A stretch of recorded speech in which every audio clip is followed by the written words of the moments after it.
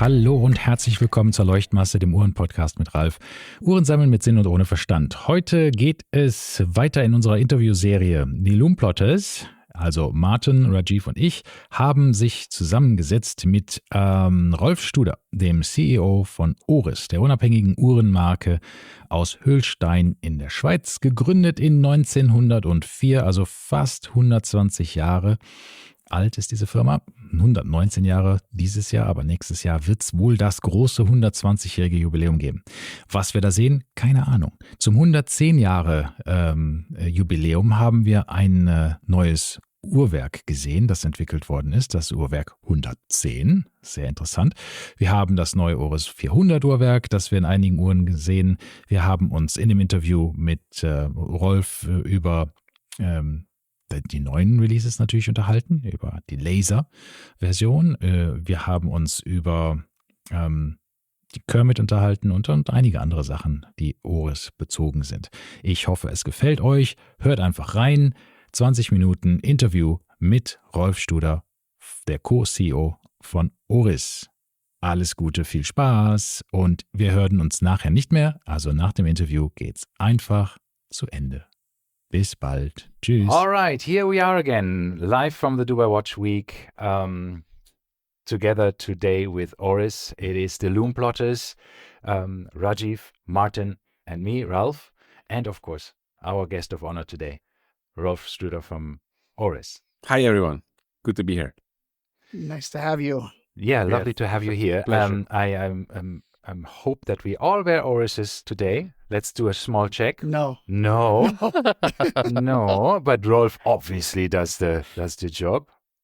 Well, Yes. Rajeev wears his platinum Cartier. I am wearing my new Oris, which is from fantastic. the Arab Watch, Yeah. Watch Club. Yeah, and I love it. It's really cool. So we're already 50%, so Yeah. it's always good to have some potential. Yes, right? yes, exactly. absolutely. There's market share is there, but there's opportunity. Yeah, absolutely. That's the position we like to be in. All right, Martin, please take it. Before we get started, I want to kind of introduce my first interaction with Oris. I went to Basel 2019, the last one, as a nobody. I was just a fan, a watch fan, show up, try to talk to some brands, no interest, zero. No one would even show me a watch, rather let me hold it, except for Oris. They welcomed me in. They gave me watches to look at, to play with, food, drinks. And this is how I began to understand the brand ethos of Oris. It's nothing like any of the other brands. And ever since, I've been an absolute Oris fanboy. So we want to thank you for kind of bringing this joy into watches that I guess you can only have if you're a true independent and if you are passionate about what you're doing. Mm-hmm. So, first things first, would you like to tell the listeners what is on your wrist and tell us a little bit about your new release? Yes, what I'm wearing is the new Pro Palette X Laser that we launched here at Dubai Watch Week. Pro Palette X, our collection that is within aviation, but not a pilot's watch per se, a watch for a pilot, more a watch inspired by aviation. And that's why we can do so many interesting things with it. And now, this year, we have done, we have had 2 releases. First one was Kermit, that Yes, we yes. brought at Watches and Wonders, which was a bigger hit than we expected. Yeah. So we're very happy about that. And now here at Dubai Watch Week, we bring that special dial, laser as we call it, because what we have here is a titanium watch with a titanium bracelet and now also with a titanium dial. And as colorful as the watch is, there is not a single drop of color on that watch. It's all created by that laser treatment that gives us this iridescent look, and which basically means that you take out the red waves of light, and what is reflected back to you is light without those red waves, and that's the spectre of color that you see here. So this dial is created by light. Wow. Nice. This is really impressive. Wow. If you know how it actually creates the effect, yeah. Yeah. Just filters out the. Exactly. I was thinking it was like blued titanium, like, exhaust tips on cars that you can get. But no, this is, So how did you come up with this idea? yeah. Actually, it started at a different point. We were looking for a technique with sapphire crystal, Right. and it's really very ground level R&D that we do together with ETH University in Zurich, which is the Swiss sort of MIT, right? Where we work with postgrad PhD people who are very much on the forefront of what they do. And and it's a trial and error process, right? And you try to find solutions to things that want to have a solution for, and then one leads to the other and to unexpected things, and here we go. I think this is really fantastic to see more and more watch brands actually trying to get modern technology and engineering in their watches from very different fields sometimes. Material science for cases maybe, sometimes for dials, or movement parts. I think that's really great to see this. With the Caliber 400, the what you did with the 10 years service intervals, 10 years warranty. You were, to my knowledge, the first one with the 10 years warranty, which now I think a few other brands have also picked up on. But it's unbelievable for what we see, what you're able to do with these types of movements. So you're truly kind of cutting edge in these technologies. Yeah, and at the end, people ask us, how do you come up with these things? It's easy. We like watches. Mm-hmm. We are an independent company. And we can do what we would like to see in a product, right? Yeah. And when it comes to movement, to an in-house movement, of course you can do another 40 hours, I don't know, in-house automatic movements. But when we were approaching the topic, we asked ourselves, what would we want from an automatic movement? And you want a long power reserve, so you can wear more than one watch during the week, right? And then these services, they're always a bit of a thing. So you want to have long service intervals, you want to have long warranty, and then you need anti-magnetic these days. There's your movements.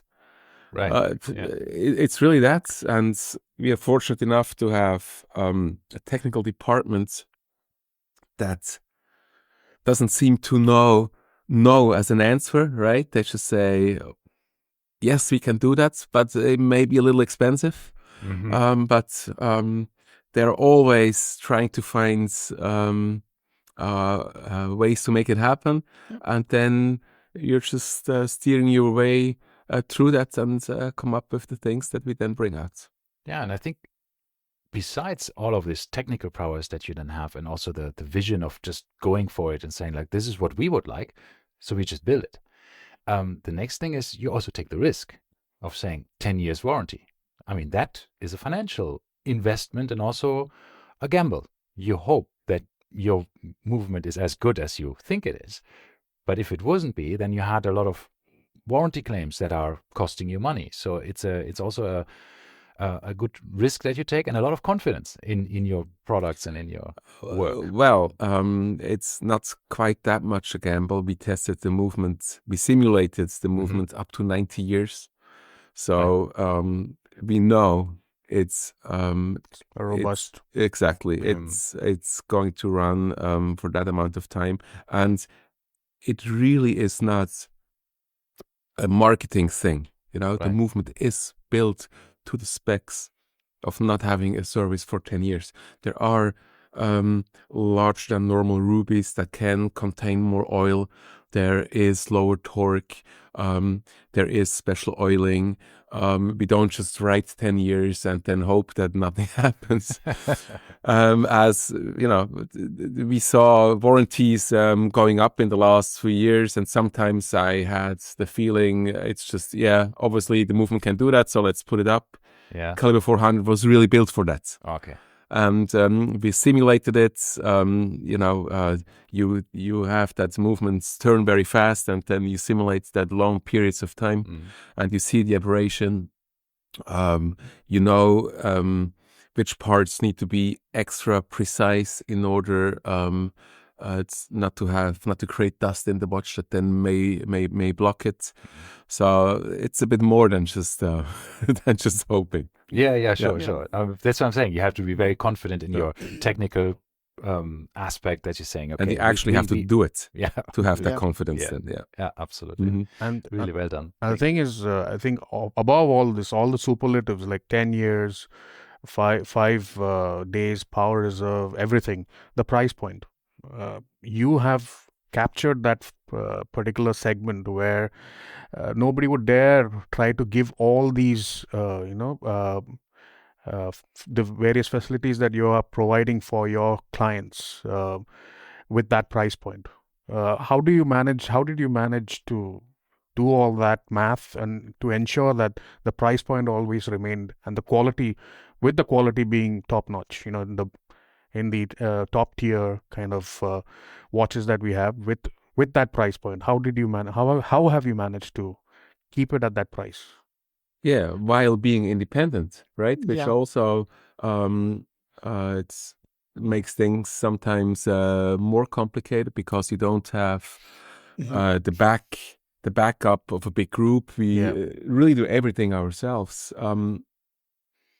But this also gives us the spirit and the ambition, to truly live our values. Sure. And makes us work harder and go the extra mile and offer a product that is the product that we want to see for the people we want to make watches for, which is the watch enthusiast who has brought us to where we are now.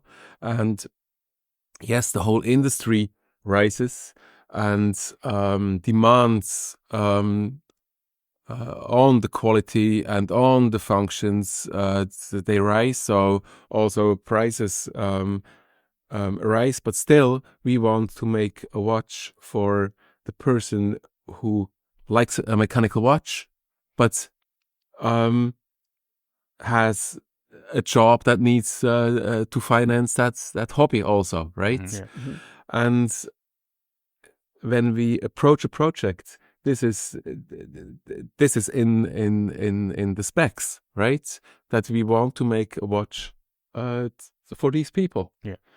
And then we find ways to make that happen. Yeah. Yeah. You wanted to mention the Kermit? Did I?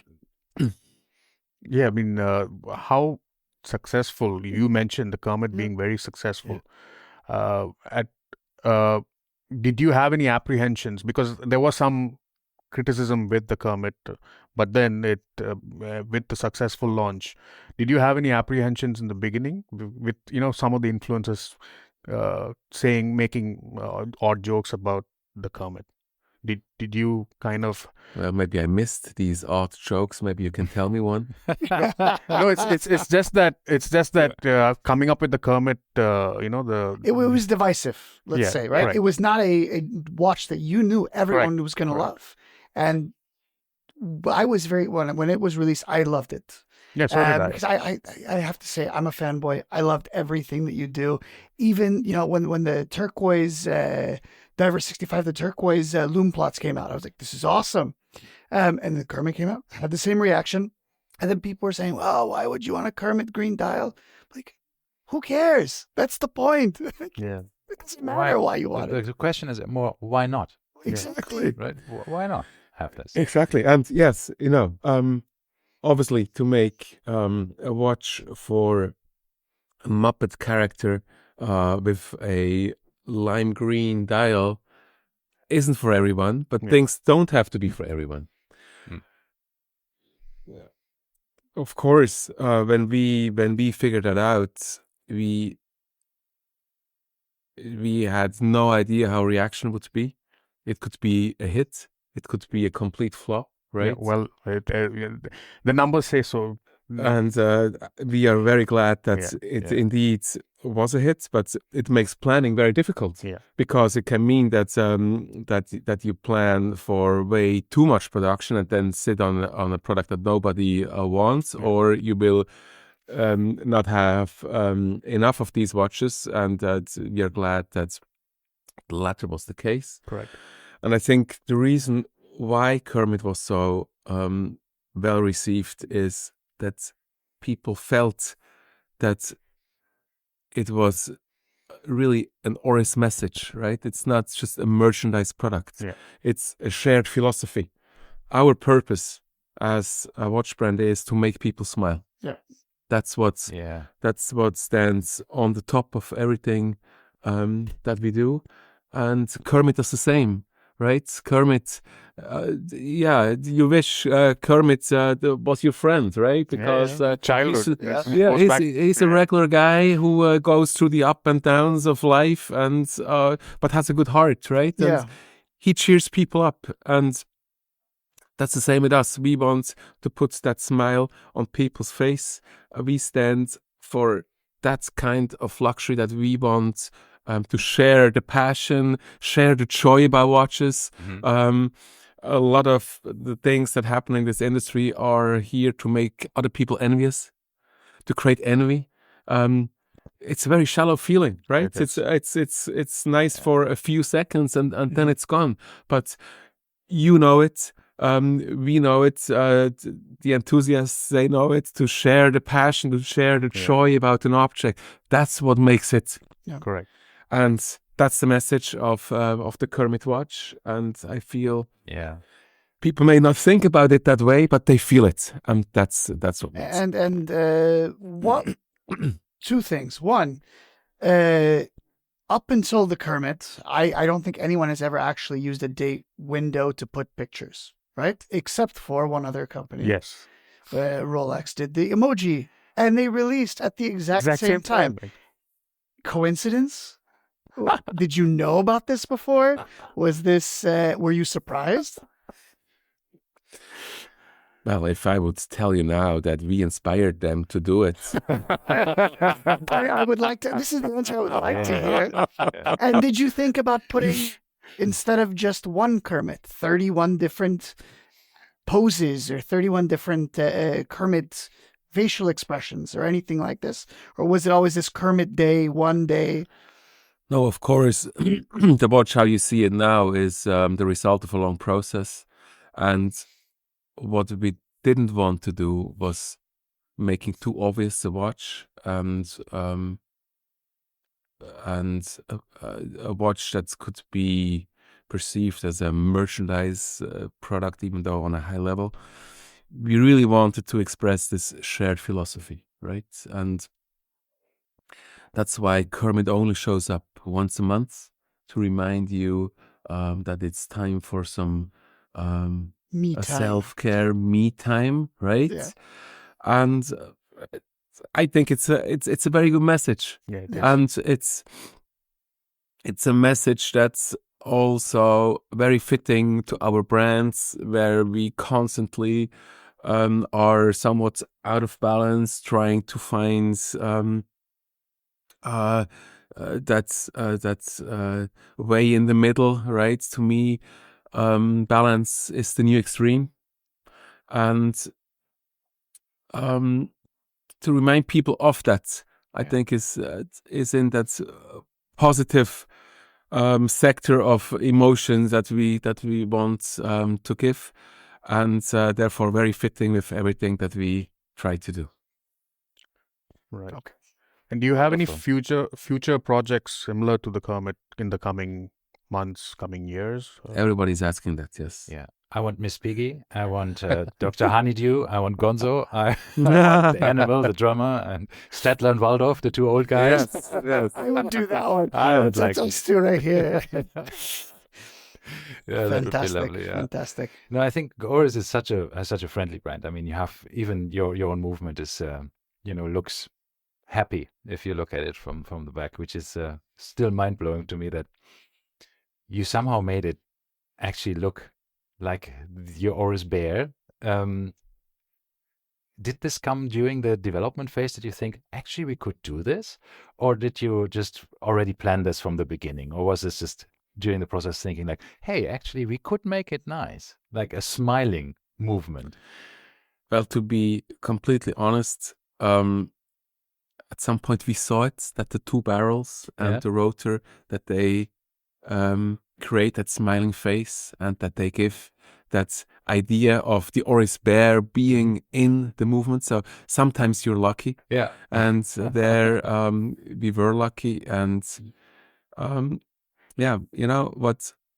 is the privilege of working in this industry is that you make a product that you actually don't really need.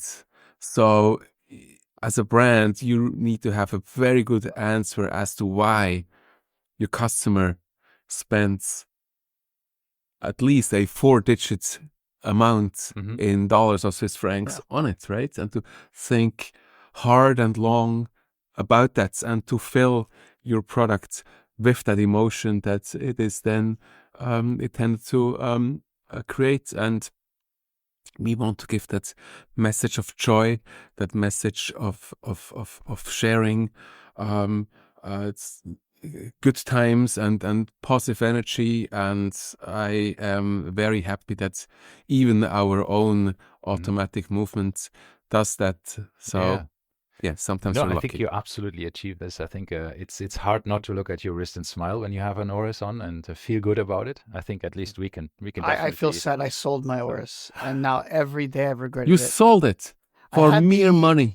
I had the Hodinky limited edition, the Ghost, the first Diver 65. And I wanted to buy something else. I sold it, and my wife said, "You're going to regret this." No. Always listen to the wife. Yeah. And ever since, I've been trying to buy it back. So you will get there again. Well, I'm sure there is something in the calendar or in the Oris Pass that is for you. Absolutely, there's too much for me. I also had the candy pink cotton candy, which was also a beautiful watch. So good. Thank you. Wonderful. We were out of time, unfortunately. We got already the knock on the door. Thank you so much, Rolf, for being with us and giving us your time. Yeah, it was nice to hang out. Great to have. Thank you. Thank you very much. It was an absolute pleasure. Thank you.